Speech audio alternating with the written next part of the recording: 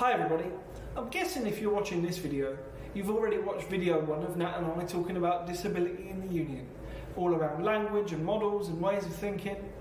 This video is about how to make your meetings more accessible for deaf, disabled and neurodivergent members, be them in person, be them online, for a network, for a branch, whatever they may be. We're going to give you some general tips. So we're going to start by giving you some general tips, and one is going to sound like the most easiest thing in the world, because it is, and that is whenever you're sending out any correspondence to any meetings that people are going to be attending or an event, always ask at the bottom of any correspondence, if you have any access requirements, please email, and then always give a person's contact name and their email address. This means that then you're not only opening your stall out to say, oh, we welcome, if anyone's got any access requirements, please let us know, we're an inclusive environment. By giving a named person and an email, it lowers anxiety, so people feel like, oh God, I'm going to have to ask for something that might be unobtainable. Where you're not, you're asking people to ask if they've got any access requirements, and it's giving someone a name, which is an easy win to put in there. So an alternative to also asking about if anyone has any access requirements is attaching an access rider. Now we're going to have some templates to this available in Equity's Deaf Disabled Members Committee webpage, so please go and check that out to find some good examples of access riders. All they are, literally, is a document that someone can put what their access is in order to attend that specific event or attend that particular meeting, and they can tailor it so it's specific to their own requirements.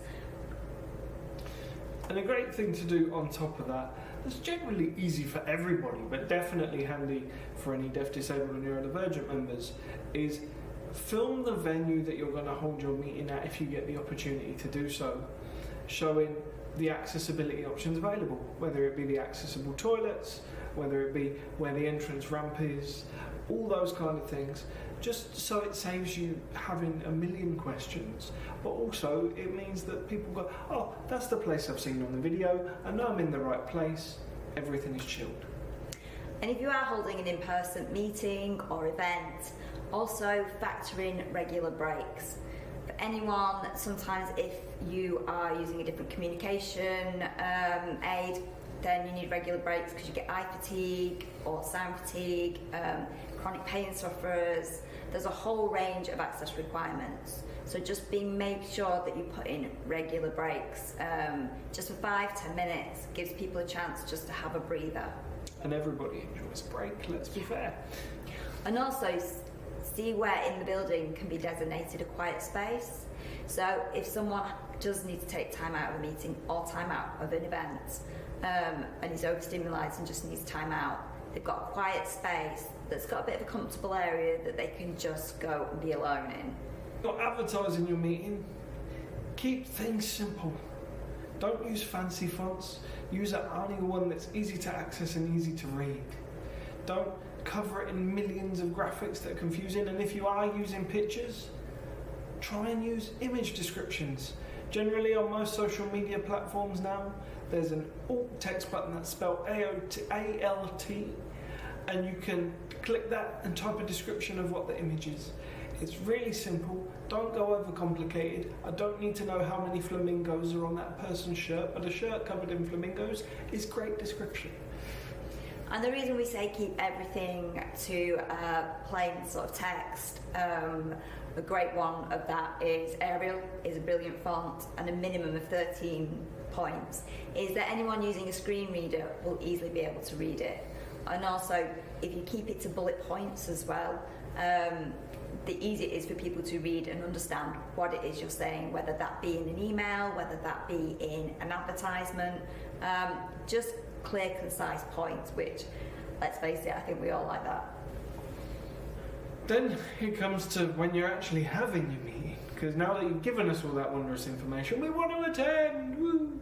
So when you're having your meeting, and we're starting the meeting and you're just starting, one of the first things I recommend doing, generally when you're having a meeting, you'll go around and ask people's names. Little addition to that, just in case you've got any visually impaired people in the room, is can you also please give a visual description? Now, those of you that were clever enough to watch our first video and haven't skipped over it, I'm not judging you if you have, but go back and watch it, will have seen that and I give a visual description of each other.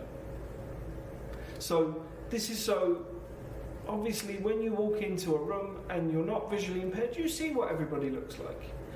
People that are visually impaired don't necessarily get that information. So it's great that it's shared with everybody, just so that visually impaired people get an idea of who's in the room. And it's just for creating an equal access to the same information as everybody else. And the key thing with that as well is also to say your name when you speak. So I would say Natalie speaking, because again it helps anyone with a visual impairment associate a sound with someone's name, so when they are talking they know exactly who to picture and who that person is. Yeah. Have we got anything else for the in-person? Yeah, just double check people's access requirements in terms of lighting. Now this can vary from person to person, and there can be access clashes. Don't panic about this, it happens, but there are some people that love a well-lit room because it's more accessible to them, because if they're visually impaired, for example, it helps them see documents easier. There are some people though that are neurodivergent, for example, that don't like overhead lights. Now, those two things don't necessarily meld well together, but if you have an open and honest conversation with both groups of people, you find the middle ground in the middle. And there are always ways to make both work. And again, with somebody who's deaf, also to think about with well-lit area, if someone's lip reading or signing, again, needs a well-lit space. It's finding balances. The other thing I'd say is try and get some name badges for your branch. Because generally that's helpful for anybody that's new anyway, but it definitely helps anybody that has a learning disability, because it helps them if they haven't quite remembered who's in the space. A name badge and your job role on that name badge within the branch, if you're more than just a member, is really handy. And with a lot of these, you'll find actually all these things that you put into place help everybody, not just deaf, disabled, neurodivergent people. There'll be a lot of people that will welcome you for it. And another small thing that can make the hugest difference is providing a water bowl. So if someone's coming with an assistance animal or a emotional support animal, there's some water on hand. Yeah. So that's in person. But what about if we're hybrid or people are on Zoom and it's a virtual meeting? So a lot of what we said in person also applies online. For example, the audio description. But whereas instead of a name badge, put your name at the bottom of the screen, also your job role. It helps everybody on the screen know exactly who's in the room, what everyone's job is, what their role is, if it's a committee, if it's an event, and what that looks like. Also a key thing to find out who's in your space is the chat function. So chat function's great. People can ask questions who might not be comfortable to ask out loud. For some people it's not accessible. It's about creating options and reading out what's in the chat. So always offer up those options where you can read out questions that are posted in the chat to make sure everyone in that space knows exactly what's going on down the side in the chat function. The other thing is with the chat function, if somebody's using a screen reader, it reads the chat. So they'll be getting two conversations at once. So make people aware if the chat's going to be used and that you're going to read stuff out, so those people know they can turn off their screen readers. Also with Zoom, breaks and stuff all still apply. If you're using a sign language interpreter because you have deaf people in the room, feel free to pin them or ask the deaf colleagues to highlight them so that they see the sign language interpreter on a regular basis and you don't have to worry about it. Also, generally if you have a sign language interpreter at the meeting, please acknowledge them. They do amazing work. And also the closed caption function on Zoom, always make sure that it's automatically selected so people can choose to use that function if they need it or they require it. And if somebody's using slides to give a presentation, if they can send them to members in advance, great, so that they can access them in their own way.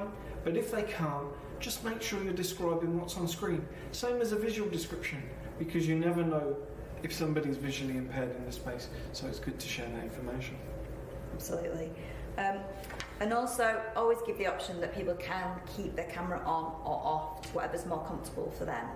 However, if you do have deaf colleagues that are going to be in the meeting or in your space, please encourage people where possible to remain on camera, because it really helps people to be able to read people's facial expressions and also lip patterns. So really useful where possible, if you do have deaf colleagues that are in the space, to just ask people to leave their cameras on. So that's a really quick fire guide, and it is quick fire. There's more fine tuning, we can talk about colour differentials, all that kind of stuff, but we haven't got time on this video. These are 2 really quick videos just to give you some general tips. There is, though, a guide that you can find on the Deaf Disabled Members Committee webpage, where it's got all the long listed form that you can take some further deep dives into further reading yourself on how to make your meetings and your networks and branches more accessible. Also know that that's what the committee is here for as well. Any questions, please do get in touch with us.